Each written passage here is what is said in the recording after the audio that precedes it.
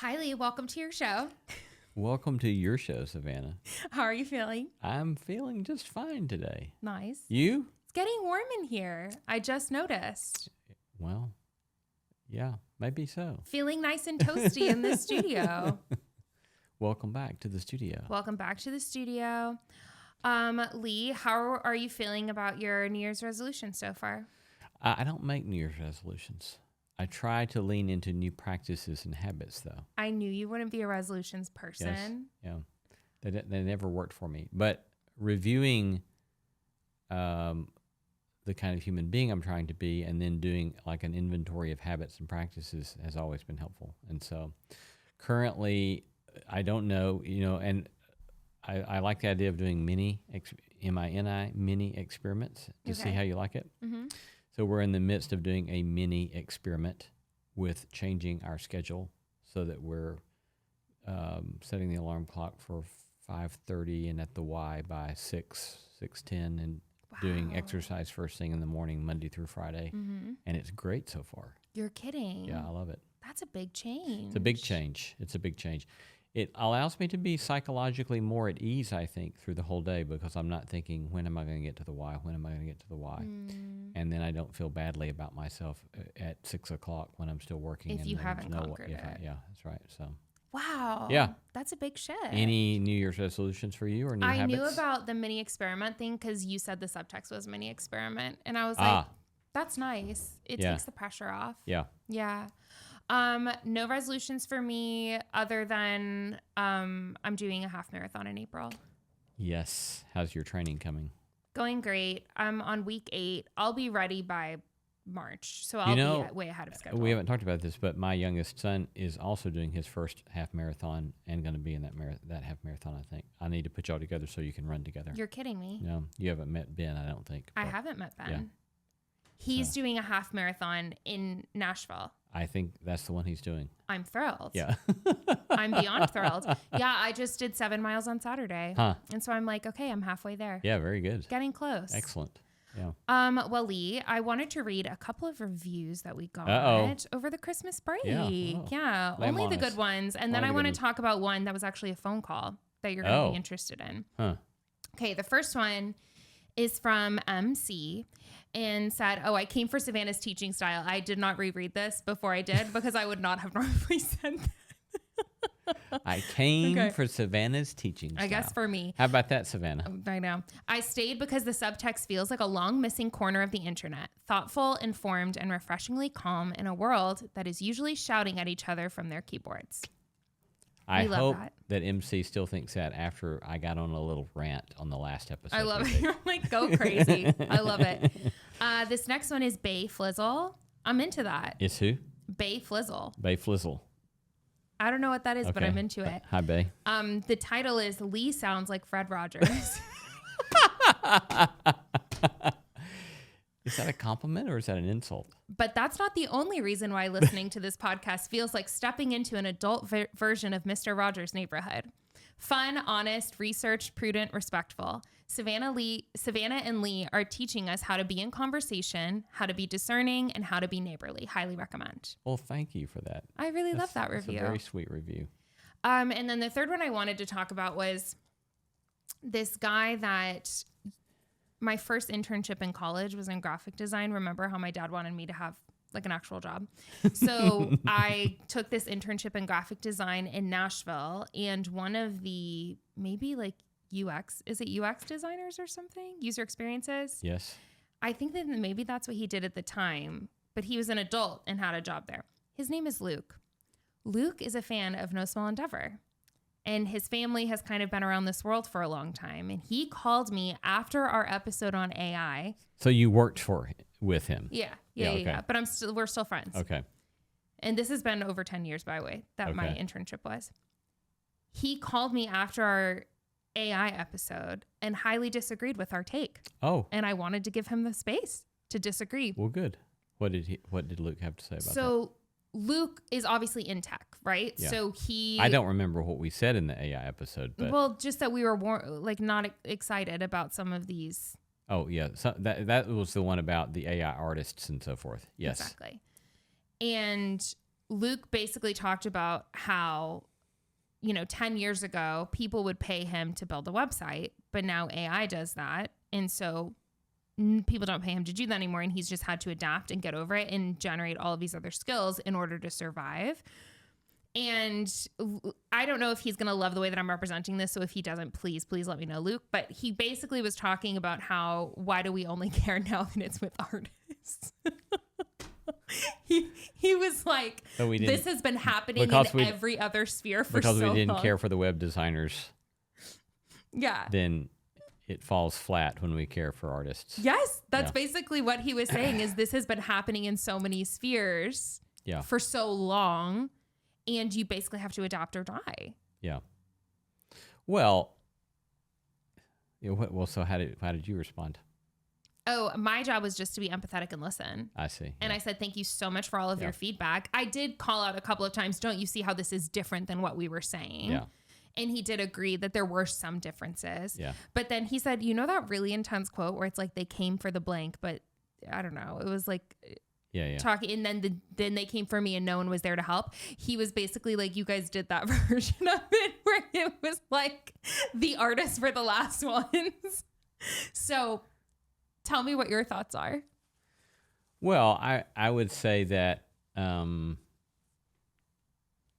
I guess I understand how someone in that field could feel that, and maybe I can see how they would take that away from what we said in that episode.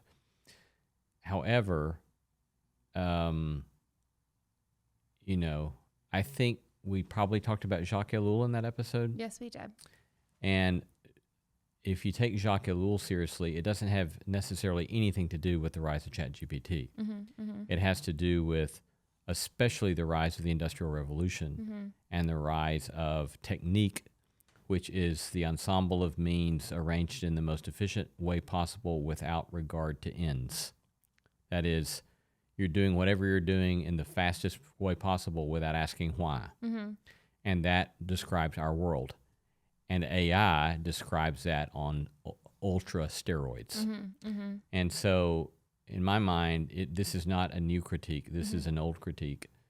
At least, he was writing that back in the middle of the 20th century, and well before him, people were critiquing these kinds of things about the modern world. And so it's just more what AI gives us in many ways is a condensation, if you will, of some of the greatest ills of the modern world that we're going to have to grapple with in new ways. And again, that doesn't mean I don't use AI. I do use AI. I use it a lot. But it raises all sorts of questions. And so I think if we're not grappling with the questions and asking in what way are we going to use it and in what way are we not going to use it, how do we be honest about what we're using? Because I think that was one of our critiques is that you have the lack of transparency. Lack of transparency out there around it. And I'm also starting to read a philosopher named Shannon Valor, who I think has written the best stuff I've read on AI and ethics so far. And the sorts of virtue problems and character problems and the fact that large language models are simply prediction machines. All they do is reflect back to us what human culture has produced so far. And to that degree, lacks imagination or lacks what Christians would call hope, right? A theological notion of hope. And so that's really problematic, right? Because it feeds back to us our biases. It's also the fact that it's not concerned with factuality and truth. It's concerned with giving you a plausible answer. And so there are all sorts of things to be troubled about with AI, while also acknowledging it's an amazing technology. And there are some use scenarios that, of course, we're going to do, right? So, but yeah, I find all these conversations fascinating, and I'm glad for Luke listening and giving us some pushback. Sounds good. Yeah. When he called, it was great pushback. I remember literally saying, I wish you were on the show, because he could have pushed back in the moment. Because I think for me, where you've thought about it more robustly, for me, the first time I had seen the real life implications is in my field, like the creative arts field. And obviously I've thought about it maybe from like a more political standpoint, but not really in terms of people's work. Yeah. And what he described, where he was like, this technology has been affecting my work for the last 10, 15 years. Yeah. I think was a good check for me to realize people have been dealing with this. Yeah. And it's not just like... Oh, and it's having a huge impact upon higher education, upon education generally, but especially maybe higher education on writers. And so, yeah, it's a tsunami coming in. It is a tsunami. And we haven't the slightest idea yet what it's going to do to us. But shout out to Luke. Shout out to Luke. We Thank you, love Luke. a good phone call, 20 minutes in and out, Yeah. good confrontation. Let's get started with the show. Let's do it.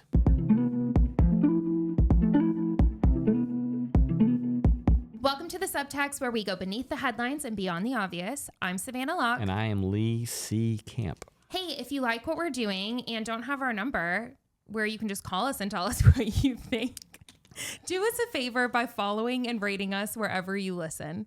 Leave a review, give us 5 stars, hype us up. If you want to watch full episodes, you can find that on YouTube and Spotify. You can also follow the show at The Subtext Show, me at Savannah_Locke, and Lee at Lee C. Camp. And if you have any questions or suggestions for the show, just DM us on Instagram at The Subtext Show. All right, let's get started. Let's do it. Have you watched Stranger Things? I have watched several seasons of Stranger Things. What was the last season? What number? 5. I think I've watched the first 4 seasons, maybe the first 3. I don't remember. Oh my goodness. I can't ever remember really what I've watched and how much of it I've watched, but if I throw something out there, will you try to remember it? Maybe I can try to remember. I'm willing to play your game. Do you remember anything about a Russian mall? A Russian mall? MALL? I remember stuff about an American mall. Yeah, but like the Russians in the mall? Yeah. Okay. Wasn't that 3 or 4? Was that 4? That was 3. Dang it. Okay, yeah. Oh, do you remember anyone going to Russia? No, I do not. Okay, then you are just on season 3. You finished season 3. But the fact, again, that I don't remember it doesn't mean that I didn't watch it. No, that's a big part of it. Going to Russia in the snow. It was very cool. The Russians are always in everybody's mess, aren't they? Apparently Why are the Russians always getting into our mess? In the 1980s. Why can't they leave us alone?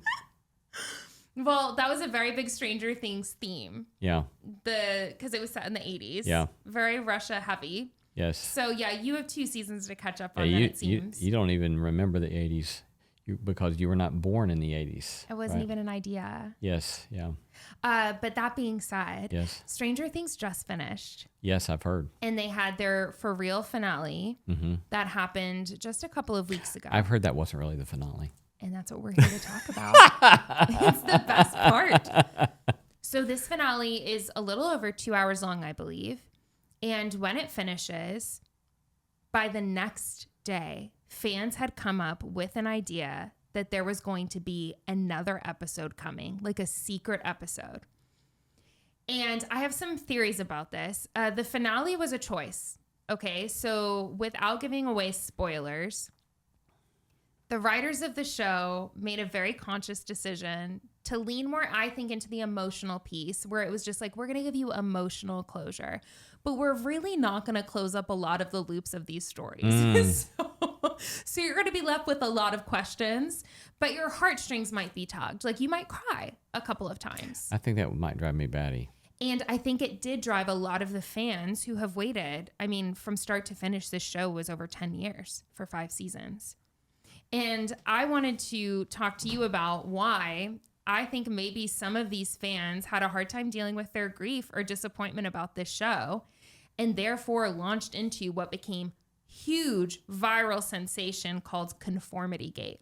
Conformity Gate. Where they believed that the finale of the show was not the real finale, but that it was through the bad guy. His name is Vecna in the show. It was all through the bad guy's lens, and that the real finale was going to come next, and that was going to be like something that didn't conform to Vecna's view.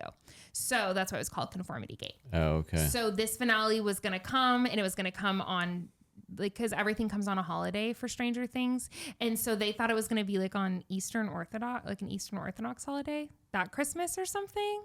I don't know anything, but it was in January. When I say... So they projected a particular date they thought the Conformity Gate episode was going to drop. And when I'm saying tens of thousands of videos being released every single day predicting this, and then going back into the finale and finding all of these Easter eggs that they thought proved their theory. And then I obviously, like, I knew that this wasn't going to happen, right? So I was like, you guys, there is no final episode. Like, I'm so sorry. The authors just didn't do a great job at closing up these loops. But people were very invested. So then this day comes and goes, no finale. Then people started saying, well, there's a documentary about Stranger Things coming out on January 12th. It's going to happen on that day. And they start going back into, in the 80s, there was this one movie that the finale was framed as a documentary, but it was actually integrating into the movies of the series or whatever. So they thought that they were going to do a Stranger Things documentary that was actually the finale of Stranger Things that closed up the loops better. I am sad to say that today that documentary came out. It was not the 9th episode of Stranger Things.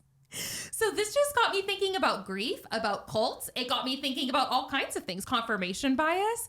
But how does that hit you? Did you even see any of this drama going on? You know, very fortunately, I did not. Lee. Yes, no, I did not see a bit of this drama occur. Did you even watch any of the videos that I shared of them going through and dissecting? I did not. That's okay. That's okay. Yeah. You know, I do all of this work for myself, basically, truly. But there were videos where people were going frame by frame, checking the clock times in the 8th episode, which is the finale of Stranger Things, thinking it predicted the 9th. Wow. Well, bless them. Bless them. Yes. So seeing all these people go absolutely hysterical on social media got me thinking a lot about two things. Number one, grief, just how we deal with it. And how we try to make meaning out of things sometimes when we don't understand the endings of certain phases of our life, such as Stranger Things Season 5. But it also got me thinking about cults. Cults. And Lee, I read an entire book this weekend based on this. Because Stranger Things got you thinking about cults. Because Stranger Things got me thinking Fascinating. about cults. Yes. So what did you learn? Okay. Have you ever heard of the book When Prophecy Fails? No. It's a very big book. It's actually where the term cognitive dissonance came from. It's where that came from. 1,000% serious. Really? Okay. So there were several different psychologists in charge of this study in this book, but the most famous one is Leon Festinger. Okay. Where basically, this is the book that I read this weekend, and it was like 260 pages, but I got very into it. Basically, this book follows a small Chicago cult that believed that UFOs were going to come and capture them and bring them up to Venus. And the person in charge of this cult believed that she could read what she calls Venetian footprints, aka footprints on Venus's surface that predicted when these UFOs were going to come back. So this was taking place in the 1950s. So when these psychiatrists or psychologists found out about it, they decided to study this cult. Now, there is a lot of controversy around this study because it would not follow the ethics of today. So they went in undercover. And that, according to modern people, they think that them going undercover bolstered what this group thought was true by thinking that they were proselytizing people for real when they weren't. Yeah. So they weren't actually converting these people to the cult. They were just there to study the cult's thing. So what this cult book talks about, When Prophecy Fails, is that there were multiple times that these Venetian footprints didn't come through, right? So she said, hey, look up to the sky, the UFOs are coming tonight. And there were several times that she predicted these dates and nothing ever happened. But what they call deconfirmation, those deconfirmation experiences only served to bolster the faith of the people in this cult.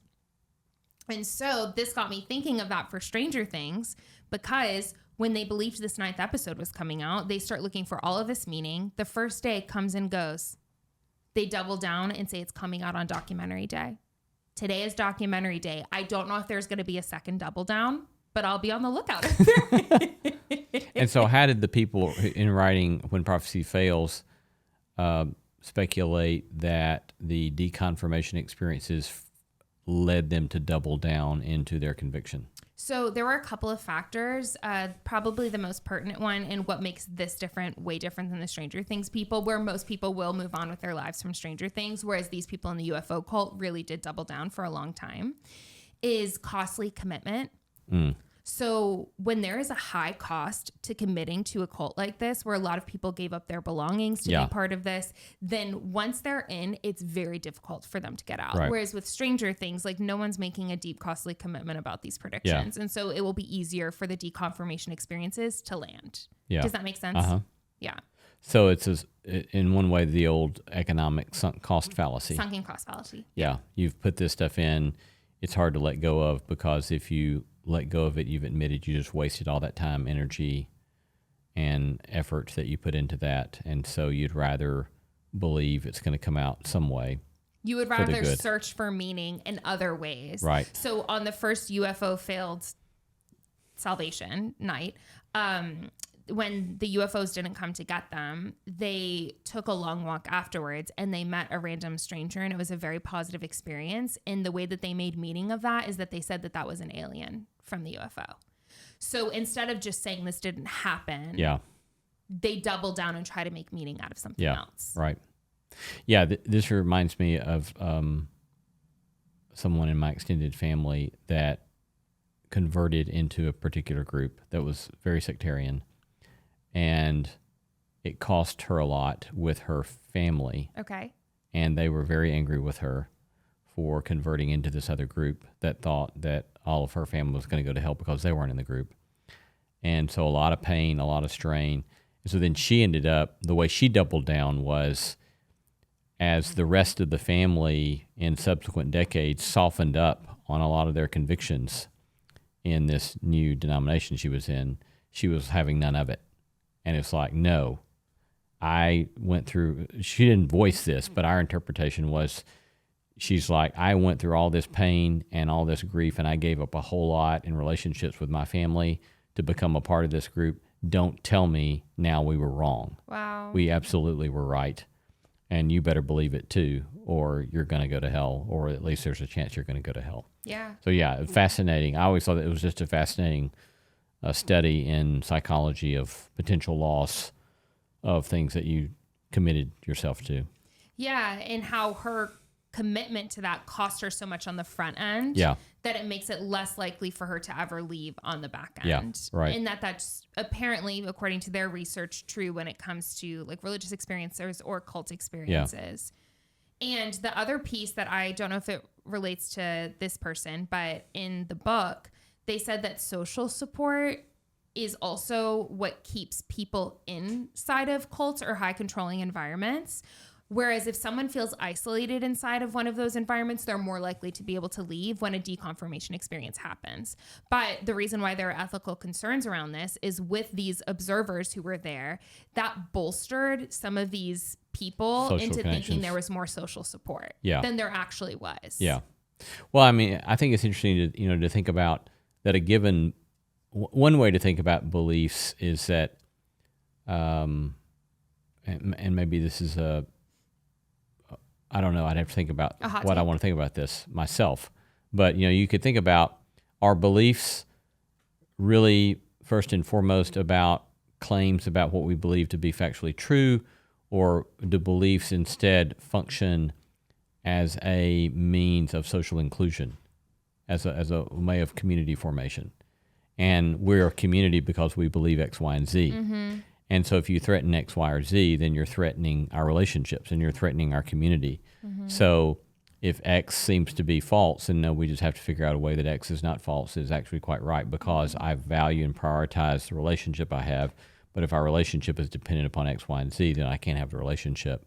And so I'm not giving it up. My mother and I had a really interesting conversation last week where I was asking her about the church that I grew up in, which was very high control. And I asked her, why did you stay in it for so long if it was so high control? And she said, because there were so many great friends that they had. Yeah.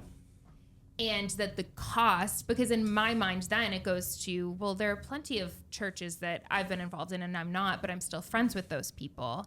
But in high control environments, that option doesn't exist. Like if the beliefs are the only things holding you together, then it's almost like if you stop believing that way, that you're not allowed to be friends anymore. To me, that's a cult vibe. I think that there are healthier options, and I don't know if this is what you're saying or not, where beliefs are not the only thing holding you together. Maybe like mutuality of love and respect could be. What do you think? Like right now, if I left my church, I could still be friends with everyone. Yes. Does that make any sense? Yes. However, it's unlikely you would be as connected friends. True. If you left the community and went somewhere else. True.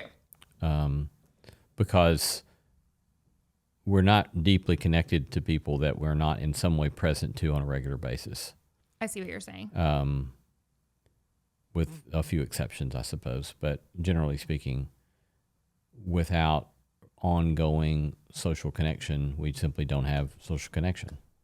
I think I might agree with that. Are you fully sold on your own idea? Not necessarily. Okay. But I think it's worth paying attention to the fact that what we believe to be very strong assertions about theological convictions, say, may have a whole lot more to do with a social grouping and the mechanisms of inclusion of who's in and who's out than it does to do with the truth. With the actual truth. Yeah. Yeah. 100%. Yeah. I don't think any of us are that like disconnected from our social realities. Yeah. Yeah. Agreed. Yeah. This also got me thinking about when it comes to disappointment, which I think is what a lot of people were feeling at the end of Stranger Things. I'm not trying to dog on Stranger Things, but I thought it was a very emotional, beautiful episode, but it's just interesting to see the aftermath. If everyone was super satisfied with this ending, no one would have predicted a secret ninth episode. Yeah. No one would have doubled down after that date came and went, then that the documentary would be a secret ninth episode. I think it's a lot to deal with disappointment. That got me thinking about an Anabaptist history class that I took. And I don't remember why we talked about this, but we talked about the Great Disappointment with the Millerites, where in the earlier mid-1800s in New York, this guy whose last name was Miller, he led kind of like a cult vibe, like a religious cult, where he believed that he had cracked the code and he knew when Jesus was going to come back. So he brings out all of these people to a field in New York and says, look up. And he first, if I remember correctly, had them sell all their belongings and give away everything. Gone. And then go into the field. Yes. All of them. Yeah. Goes out to the field. Nothing happens, right? Then they all go back and regroup and he says, I know what I did wrong. I messed up the BC and AD. I know the blasted decimal point that I missed. Exactly. Yeah. So then he gave a second date and he was like, it's the BC AD ratio thing I messed up. They go out for a second time. But this time, what's so crazy to me is that I think the first time it was like between 5,000 and 15,000 people. By the end, it was almost 100,000 people that went out to this field, even though the first time it didn't happen. 100,000 people go out to this field in New York. Well, you've got to admire a guy who can admit his mistakes. They look up to the sky. Literally nothing happens. And on that night, they started calling it the Great Disappointment, where the Millerites were like, we've been totally misled. But what was really fascinating is that, and I didn't realize this, but I remembered this from my Anabaptist Studies class, a guy named Hiram Edson was there at the Great Disappointment. And when he was walking away, he said that he looked across the field and saw a vision of Jesus. Or I'm was, not laughing because I don't think visions happen. Or was that an alien from Venus? Yeah, maybe an alien from Venus. But he looks across and he says that he sees Jesus going into the inner sanctuary of heaven. And he took this to mean that Jesus had come back, but just not in the way that they were expecting. Instead, he went into the inner sanctuary, and when he went into the inner sanctuary, his one goal was to decide who of all of humankind was able to come to heaven or not. And so now what that is called is the investigative judgment, and what is the Seventh-day Adventist tradition. And Hiram Edson started the Seventh-day Adventist tradition after this. And investigative judgment is basically starting in the 1840s. Jesus goes into the inner sanctuary. He still hasn't come out. And what he's doing right now, according to their tradition, is going through every single person's life that has ever lived and deciding whether or not they're in or out. Okay, that last part of the story I did not know. You didn't? No. Or had forgotten. And this is what's so fascinating to me is like, this is the making meaning out of something that is just deconfirmation. Yeah. Right. What do you do with that? Well, I do several things. I do several things with it. I mean, one thing I do with it is, I think because I grew up in a church context in which people spoke with such authority that was not to be questioned. And it led to a lot of pain. I just am not very trustworthy of people who can't constantly have a posture of, I could be wrong. I could be wrong. Yeah. Yeah. And so, you know, I've known a good number of people through the years who will speak very confidently about what God has told them. And I'm kind of like, well, how do you, what's your operative way of distinguishing what God has told you versus your projection of what God might tell you? And so I'm always questioning that in that way. In the When Prophecy Fails book, something they identified as what can lead to a high control environment in people buying in is specificity, though. And I wonder if that confidence attached to specificity is what garners attention and gets people really bought in. Because specificity in this case being Jesus is going to return on such and so date. But could also be specificity around, this is what God told me about, you know, who is in and who is out. Right. Or that God told me all the elders of this church should step down while I appoint a new group of elders or whatever. Yeah. Yes. That specificity actually helps, like, with the buy-in and the commitment from followers. Yeah. Right. Because it would be very difficult to have a cult around a leader who said, I could be wrong. Right. Yeah. What I'm trying to say is you want to make a good cult leader. I wouldn't make a good cult leader. Yeah, well, I hope not. Yeah. The Anabaptists get a shout out in this book. Yes. Okay, so this was also in my Anabaptist studies class, but I forgot. Münster. I forgot that in 1533 and 1534, a really big group of Anabaptists really thought that Jesus was coming back. And Jesus didn't. And the Anabaptist movement kind of flourished after that. Like, there was a lot of witnessing occurring. But those Anabaptists kind of went crazy. Were they the ones with the nudist colony?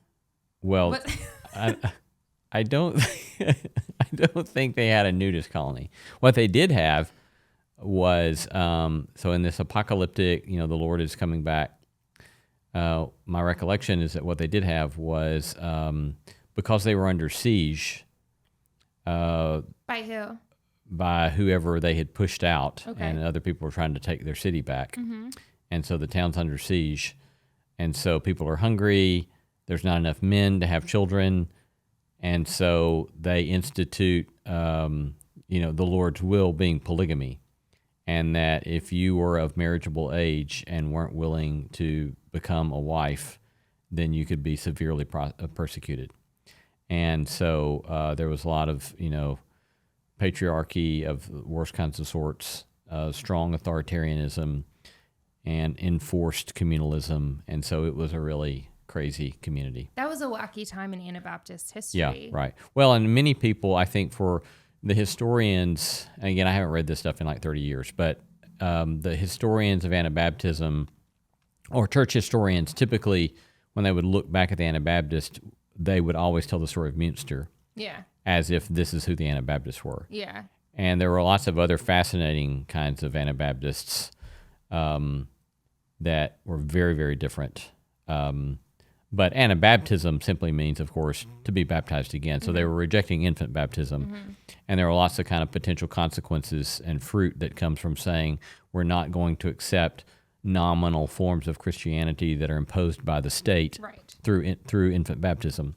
And instead, we're going to say, let each person make a choice of whether or not they're going to follow this way of life, to take up this faith, to try to be discipled by Jesus of Nazareth and so forth.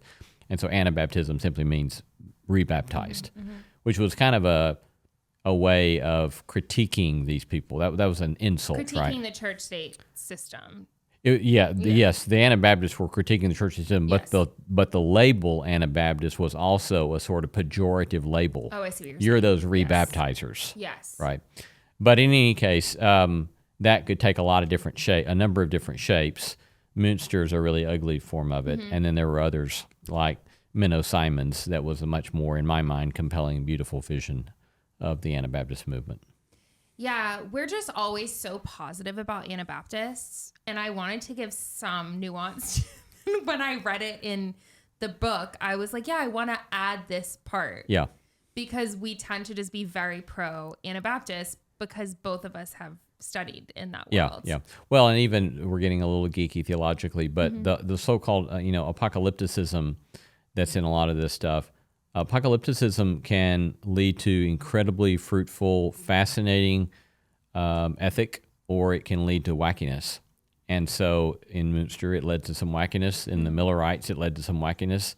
In others, it has led to some incredible commitments to a alternative way of life that is beautiful and just and peaceable and compelling. I mean, the whole Gospel of Matthew shows Jesus as an apocalyptic prophet. Yeah, right. But I think that, as far as the conversation in this episode that we're doing right now, I think that the wacky Münsterites, Anabaptists, that points us again to the way in which people speaking so confidently, authoritatively about what they think is going to happen, how a lot of people can get sucked in. It can do a lot of damage. Can get whipped into some hysteria. Yeah. I would be very curious to know who originated Conformity Gate, because they must have done so in such a compelling way that it preyed on people's disappointment with the show and just whipped them up into a frenzy where thousands and thousands and thousands of people then, like I had a group thread going with some of my friends who watched the show.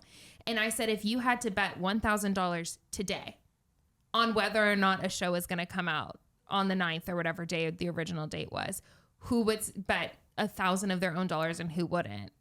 And it was really fascinating to see how the majority of people would bet $1,000. Really? Yeah, only one person wouldn't. I mean, and then me, obviously, but I tried to stay neutral. How fascinating. Yeah. Well, it's also interesting to wonder, would Conformity Gate have been possible apart from social media algorithms and AI, Probably not. Yeah, I would imagine not, but that doesn't mean that such wackiness of 100,000 people showing up in a field in the 1800s thinking Jesus is about to return tonight, that happened long before social media. So there's something psychological about it and social about it, not merely technical about it. Yeah, and I would highly recommend if anyone wants to nerd out, the When Prophecy Fails book was very, very interesting. And it's public domain now, so I was able to read it on my computer, like on a PDF. But I do want to also name, just for this, the ethical concerns that people had about it, which is that did they mess with the experiment by being part of the experiment without naming it, which is, I think, very valid to be able to say. And one other kind of category that we've kind of hinted at that is helpful to me is one Anabaptist writer, James William McClendon, when he talks about what he calls the little b Baptist theology, so we don't mean by that Southern Baptist as much as the Anabaptist tradition. He says that one of the things that distinguishes that tradition is fallibilism, and I find that very helpful. I don't know what that is. So to be infallible means you are without error, right? And so he says that the large part of the Believer's Church tradition, the Little B Baptist tradition, fallibilism, that is a commitment to always saying we could be wrong. And that in each new generation you take up again the work and say, where could we be wrong? And that you don't assume that what your forefathers have told you is true, but that they could have been wrong too. And so there's difficulties and problems with that as well, because it oftentimes plays fast and loose with tradition, which tradition can be very, very helpful, but it can also be debilitating, and it can also be destructive. And so but I think fallibilism is trying to be honest about our own finitude, our own mortality, our own sinfulness, our own ways in which we have an agenda in being right. Yep. And fallibilism says, we've got to question all of that stuff and say, I could be wrong, I could be wrong, I could be wrong, and you could be wrong. And you could be wrong. Yeah. I think that's a great actually place to close. Let's On the word fallibilism. on fallibilism. I guess I wish that it was just called fallibility. Fallibility, yeah. Do you know what I mean? Fallibility, like the ability to be phallus. Yeah. to be false. Yeah. Oh yeah. To know that you're false. The ability to be false. Yeah. Versus fallibilism. I'm hearing cannibalism. Yeah. No cannibalism, just fallibilism. Exactly. So sending love to all the Stranger Things who are dealing with their grief tonight. I hope you feel better being compared to a UFO cult.